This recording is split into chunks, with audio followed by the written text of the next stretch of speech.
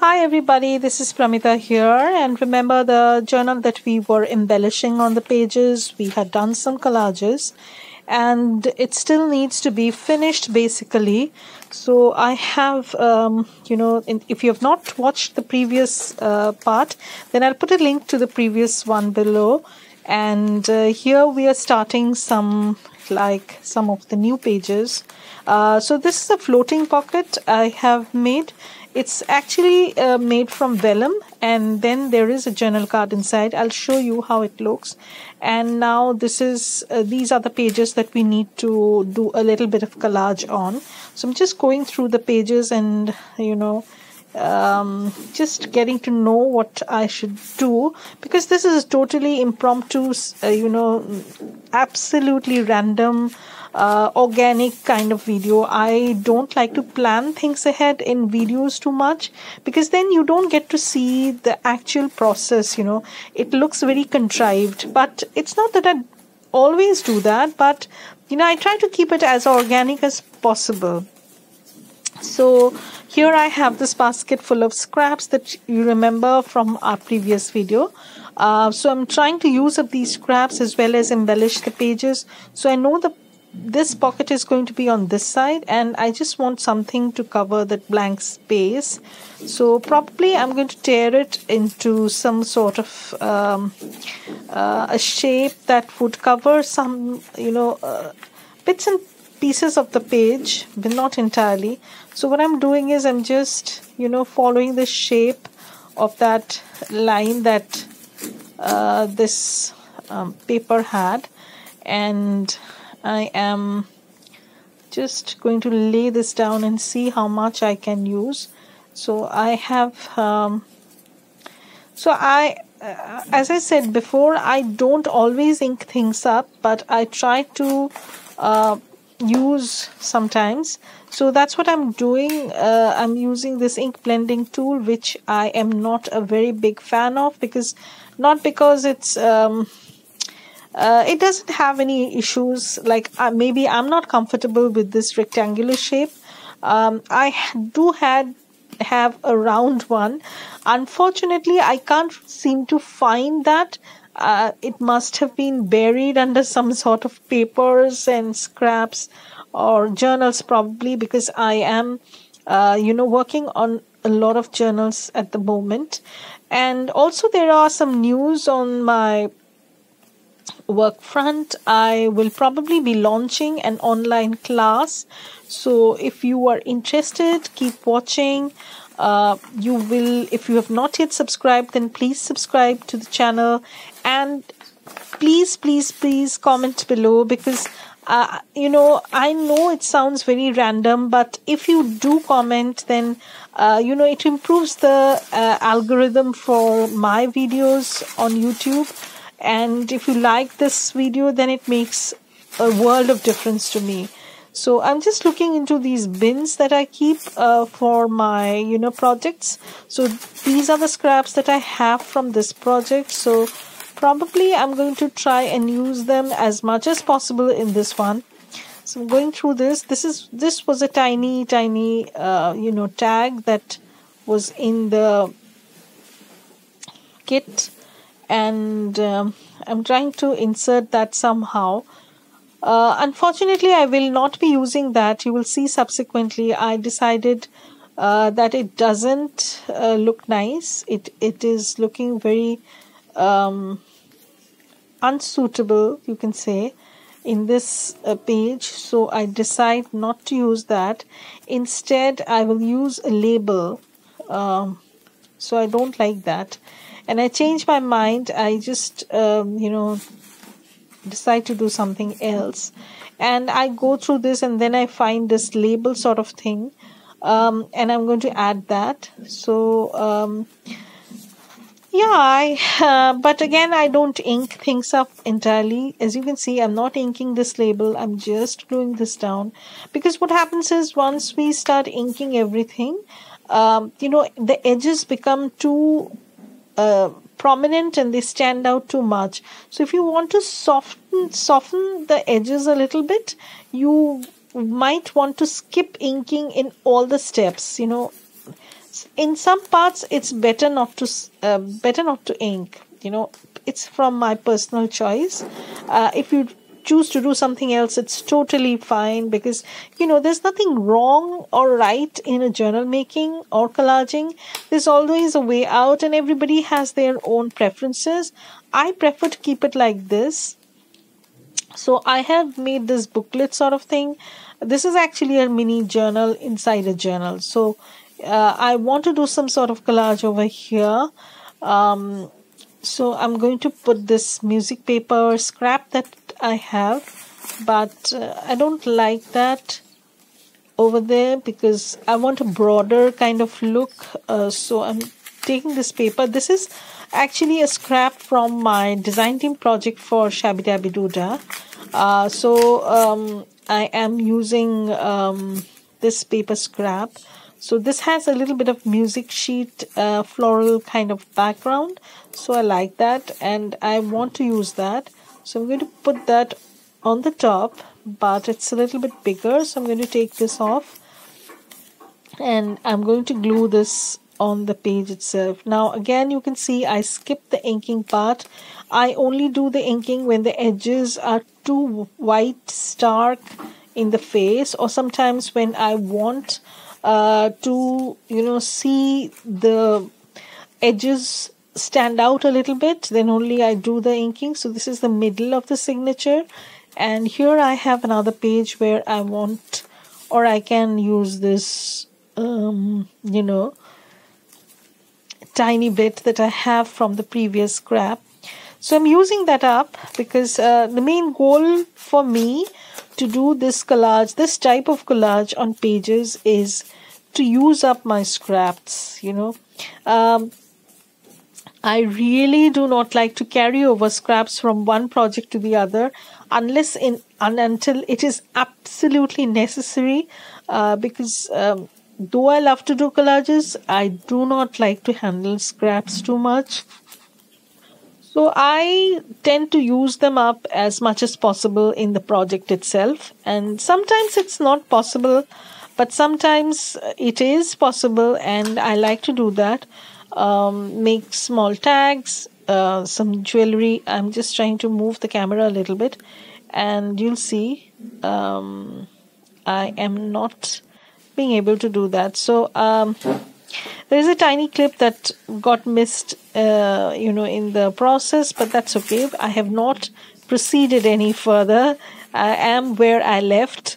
So I just want to clip this extra bit off, and we're moving to the next page. So the next page, you know, the page on the right hand side looks pretty busy, so I might skip doing something on this page, and I will move on to the next one. So this page is pretty blank and I would like to do something on this page. So probably I'm going to use this scrap. This is not from Stephanie's shop. This is from Antique Papery, this larger scrap, and the tabs came in the kit. So I might, I just wanted to show you the kit that I have used. Unfortunately, it's going to be a useless exercise because I could not find the kit. I will do it again. I'll try again if I can find the kit and link it in the description box below. So this is my Porch Prints Etsy shop, and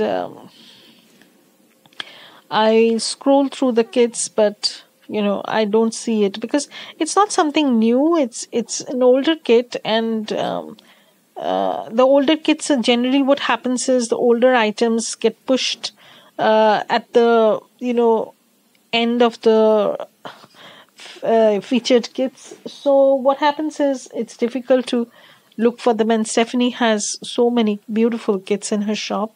So it's just I couldn't find the kit, you know. It was just a futile exercise. So you'll see that I just give up after a certain point of time. I'll definitely try and link the video, but I don't know how much that's going to be possible. It's just meaningless scrolling. It's just very, very boring, guys.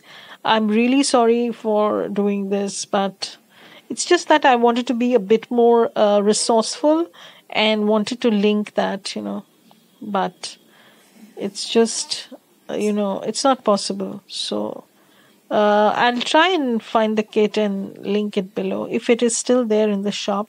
Probably it is going to be, but I couldn't find that at the first go.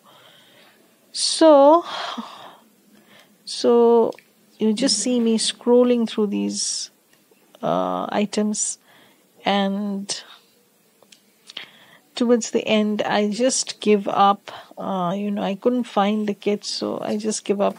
And okay, so we are going to move on to the next page, where I basically want to use this scrap. So I want this floral element.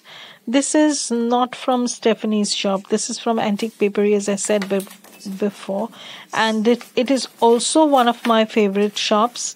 I don't know if she still has a shop on Etsy, because I've not bought anything from her shop for a while now, and I do have a ton of stuff, previous stuff from her shop, and her kits are very inexpensive and very affordable, and I also love her style, so I have no complaints. She has beautiful, beautiful kits in her shop. Please go and visit these shops, support these digital artists, because they are really good in what they do. So I am just taking off these white borders. Again, this one, I decided the paper was pretty pale and I wanted to edge this paper a little bit. So why not use the ink blending tool? But I don't know where I have misplaced my round one, because I prefer the round one. So I'm just gluing this down. This is also one of my favorite glues, which I can't seem to find anymore. After the coronavirus thing, a lot of things seems to have disappeared from the market, which used to be a favorite of mine. Anyways, so I'm just gluing this paper down. I wanted to use that floral element because the left hand page is pretty blank and neutral, but there is this small odd space or gap which I want to cover up with a little strip of scrap that I have. Again, I'm taking the edge off, just making this wide enough to fit into that tiny groove that I have, or the gap that I have. And this time again, I'm inking this up because I want this to look as an overlapping paper. So it totally depends on the kind of look I want or I desire to get. And since I'm using walnut stain, I have to be very careful because, as I've said before and I'm saying again, I am sometimes a little bit heavy-handed with inking. So you can journal on that side, the bottom part. So now we move on to the next page. So this has a fold-out stuff. And again, I want to add something over here. And let me see. Here I have another flap, which I can fold on this side also. So we'll see what happens. So I'm going to do some collage on this portion. So what I do is again, using up my scraps. So that is the main idea behind this. And also another thing that I want is to, make them look a little bit put together or, finished, you can say. And when you have collages on like this, just to give them a kickstart, you will automatically feel the urge either to do more or to do nothing, because either way the things will be okay. Like if you have this flap decorated with this one, automatically this gives a kind of edge to the page, other than a blank one. So this is the walnut stain distress oxide that I'm using, and this is not a very old one. I think I bought these distress oxides right after there was, the shipment started opening up in India, and I bought that, and I'm pretty happy with the oxides. In fact, I tend to go back to the oxides more. I find, I don't know if it is only me or everybody else, but this is a little bit wider. So I'm going to take off this edge, and then it's going to fit on the page perfectly. So here it is, perfect. As you can see, the moment I put this paper on, it gives a kind of pop to the page. So that's the intention. And if you want, you can glue the top and the bottom and make this into a tuck spot or pocket. It's totally up to the recipient how he or she wants to use it. So I try to keep things flexible sometimes. And sometimes if you want, you can take the strip off and use it somewhere else also. It's totally up to you what you want to do. So that's it. And since this kit did not come with any ephemera, the papers that I'm talking about, I had to make do with different kinds of ephemera that I had in my stash, mostly from my perch prints, and some from here and there, and some I've collaged. So I'm trying to use up that long strip of music paper, and I find that this looks absolutely rubbish over here. So I've turned this page over. I don't know if it is me or something, some weird thing that I have. Anyways, I'm using the same paper, but I'm turning that fold on the other side and taking this edge off. And then what I'll do is I'm going to stick that on the page. So again, I'm not going to ink this up, because there is a technique in which you can avoid white space or the edge being whiter. If you pull towards yourself, then your whiter edge on the left hand side becomes wider. Or it's just a simple thing. Everybody knows that. I guess it's no point talking about that.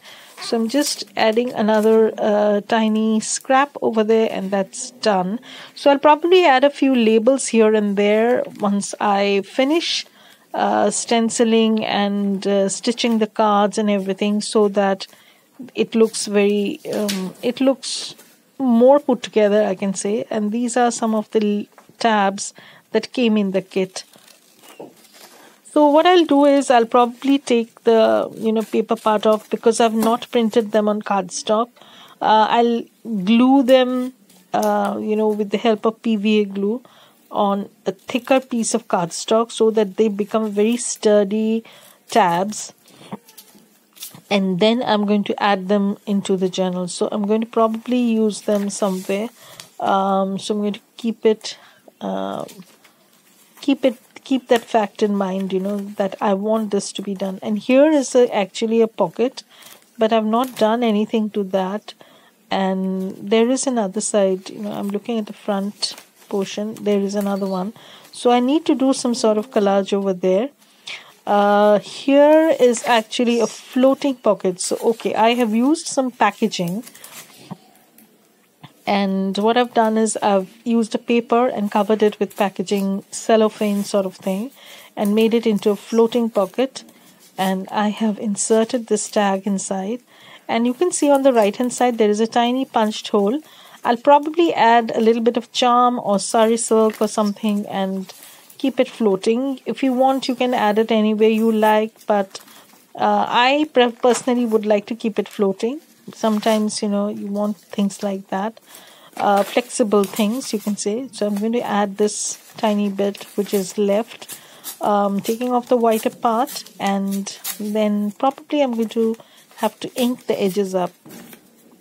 Because this paper is very pale, I would like this to stand out a little bit, and so I'm just gauging where I should put that. It's a very palish kind of paper with little bit of splattered tea stain, coffee stain. but that's it. So I will definitely put something on it, ink some little bit up. So I'm just trying to gauge where it would look nice, just moving it around. Not sure where I would like to have that. Sorry guys, I woke up super early. I went for I had this habit of going on walks before lockdowns and stuff like that, but now it's very difficult and it's pretty cold out here where we live, according to our standards, because it's India. And yeah, so here I have trimmed that paper down, and now I know where I'm going to place that. So I'm going to place that over there, but you'll see in a while I also want to place some other bits and pieces, some label sort of thing, which will cover up the entire page basically. So I'm lying this portion over here, and I also want to put something. So again, I'm going to go back into that small bin and see what I have. But most of the stuff are repetitive and too big or something or the other. So I want to use this, but this is too big. So what I do is I tear this up into two parts.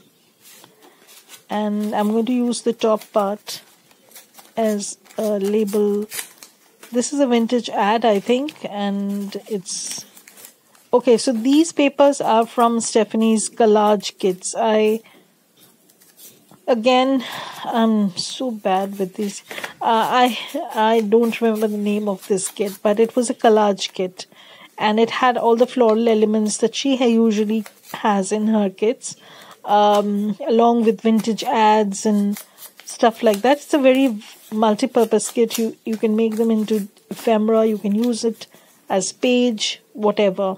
So I'm using this label part halfway through the page so that it covers most of it. So that's very interesting, because even if you don't want to do anything on this page, it would look fine and totally put together. So probably I will not do anything else. So that's it. Okay, and then we'll have the the end of the journal. So that's it. So I will come back in the third part to show you how I have completed this journal, and then we might do a final flip of this. So bye everybody, have a great day. Thank you for watching. Keep watching my videos, commenting and liking, sharing, because that would mean the world to me. Thank you everybody.